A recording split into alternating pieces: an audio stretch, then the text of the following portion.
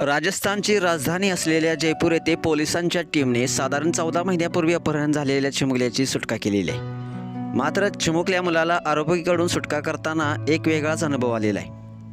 जेव्हा पोलीस अपहरणकर्त्याकडून मुलाला परत घेऊन जात होते तेव्हा मुलाने चक्क अपहरणकर्त्यालाच मिठी मारली आणि तो डसाडसा रडू लागलेला आहे. एवढेच नाही तर त्या आरोपीच्या डोळ्यात देखील अश्रू आलेले आहेत. सध्या याचा व्हिडिओ सोशल मीडियावरती प्रचंड असा व्हायरल होत आहे.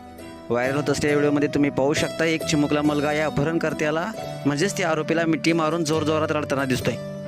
त्या आरोपीला जराही सोडायला मुलगा तयार नाही. मुलाला रडताना पाहून आरोपीच्या डोळ्यात देखील अश्रू आलेले आहेत. मात्र पोलिसांनी लहान मुलाला आरोपीकडून सोडवून त्याच्या आईकडे दिलेले आहे. परंतु चिमुकला शेवटपर्यंत रडतच राहिला होता. नेमकं घडलं काय?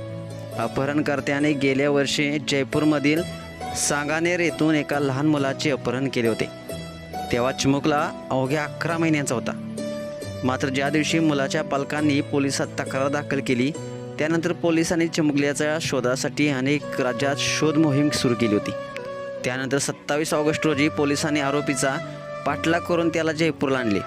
सध्या अपहरणकर्ता पोलिसांच्या कोठडीत आहे.